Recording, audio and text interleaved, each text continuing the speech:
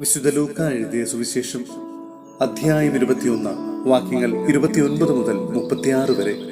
സദാ ജാഗരൂകരായിരിക്കുവിൻ.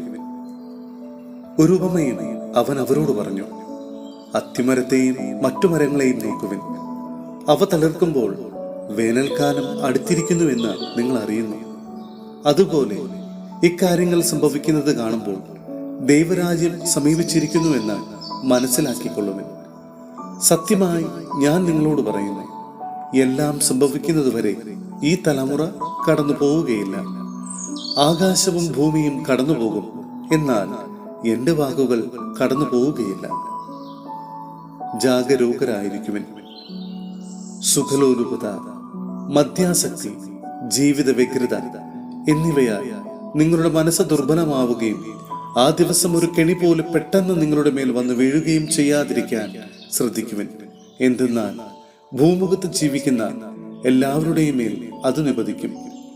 സംഭവിക്കാനിരിക്കുന്ന ഇവയിൽ നിന്നെല്ലാം രക്ഷപ്പെട്ട് മനുഷ്യപുത്രന്റെ മുമ്പിൽ പ്രത്യക്ഷപ്പെടാൻ വേണ്ട കരുത്ത് ലഭിക്കാൻ സദാ പ്രാർത്ഥിച്ചുകൊണ്ട് ജാഗരൂകരായിരിക്കുവിൻ. സഹോദരരെ, വിശുദ്ധ പൗലോസ്ലീഹ കൊറിന്ത്യോസിലെ സഭയ്ക്ക് എഴുതിയ 1-ാം ലേഖനം അധ്യായം 10 വാക്യങ്ങൾ 1 മുതൽ 13 വരെ. നിൽക്കുന്നവൻ വീഴാതെ സൂക്ഷിക്കട്ടെ. സഹോദരരെ, നമ്മുടെ പിതാക്കന്മാരെല്ലാവരും മേഘത്തണലിൽ ആയിരുന്നുവെന്നും കടലിലൂടെ കടന്നുവെന്നും നിങ്ങൾ മനസ്സിലാക്കണമെന്ന് ഞാൻ ആഗ്രഹിക്കുന്നു. അവരെല്ലാവരും മേഘത്തിലും കടലിലും സ്നാനമേറ്റ് മോശയോട് ചേർന്നു. എല്ലാവരും ഒരേ ആത്മീയ ഭക്ഷണം കഴിച്ചു.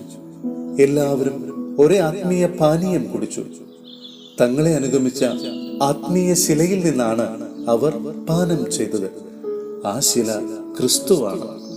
എന്നാൽ അവരിൽ മിക്കവരിലും ദൈവം പ്രസാദിച്ചില്ല. അവരെല്ലാം മരുഭൂമിയിൽ വെച്ച് ചിതറിക്കപ്പെട്ടു. അവരെ പോലെ നാം തിന്മ ആഗ്രഹിക്കാതിരിക്കാൻ ഇത് നമുക്ക് ഒരു പാഠമാണ്. അവരിൽ ചിലരെ പോലെ നിങ്ങൾ വിഗ്രഹാരാധകർ ആകരുത്. തിന്നാനും കുടിക്കാനുമായി ജനം ഇരിക്കുകയും നൃത്തം ചെയ്യാനായി എഴുന്നേൽക്കുകയും ചെയ്തുവെന്ന് അവരെ പറ്റി എഴുതപ്പെട്ടിരിക്കുന്നു. അവരിൽ ചിലർ വ്യഭിചാരം ചെയ്തതുപോലെ നമ്മൾ ഒരിക്കലും വ്യഭിചാരം ചെയ്യരുത്. അവരിൽ 23,000 പേർ ഒറ്റ ദിവസം കൊണ്ട് നാശമടഞ്ഞു.